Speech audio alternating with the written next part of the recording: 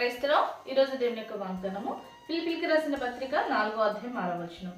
దేనిని గురించి చింతింపకుడి గాని ప్రార్థన విన్నపములు దేవునికి తెలియచేయండి. దేవుని వాక్యం దీవించును గాక. ఆమేన్. అవునండి, ప్రార్థన విన్నపములు దేవునికి తెలియచేయాలి. ఈ రోజుల్లో చాలా మంది కూడా వారి యొక్క ప్రార్థన విన్నపములు దేవుడికి తెలియపరుస్తున్నారు. వారి అవసరతలు, వారి అక్కర్తలు, వారి ఇబ్బందులు, వారి కోదులన్నీ కూడా దేవునికి తెలియపరుస్తున్నారు. కానీ వారు ఏ విషయంలో అయితే ఎక్కువగా చింతిస్తున్నారో, ప్రభా నేను నాకు ఈ విషయంలో చింత ఉంది ప్రభా, ఈ చింతను తీసివే ప్రభా అని ఆ చింతను మాత్రం దేవునికి ఏం చేయట్లేదు, ప్రార్థన చేసి అప్పగించట్లేదు. అయితే దేవుని యొక్క వాక్యం సెలవిస్తుంది, దేనిని గురించి కూడా చింతించొద్దు.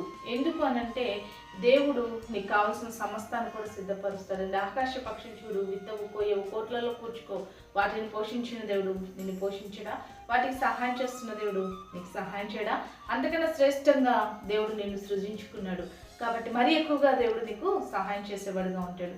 అలాంటి మరి ఎక్కువైన సహాయం నీ జీవితంలో నువ్వు పొందుకోవాలంటే, శ్రేష్టమైన ఆశీర్వాదం నువ్వు పొందుకోవాలంటే ప్రార్థన విన్నపములు దేవునికి తెలియపరచు. నీ యొక్క విన్నపములు, నీ యొక్క చింత యావత్తు కూడా దేవుడికి తెలియపరిచి దేవుడిచ్చే గొప్ప విడుదలను, దేవుడిచ్చే సమాధానమును, దేవుడిచ్చే ఆశీర్వాదం పొందుకో. అతరీతిగా దేవుడు నీకు అన్ని విషయాల్లో సహాయం చేసి నీ జీవితంలో నుంచి చింతను తొలగించునుగాక.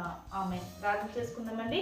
సకల ఆశీర్వాదాల కారణభూతరమైన మా ప్రియ పరలోక తండ్రి, ఈ యొక్క ప్రార్థనలకు ఇస్తున్న ప్రతి బిడ్డని జ్ఞాపకం చేసుకుని వారిలోని చింతను తొలగించి వారి జీవితంలో సంతోషం కలుగ చేయమని యేసు నామములో ప్రార్థిస్తున్నాం తండ్రి.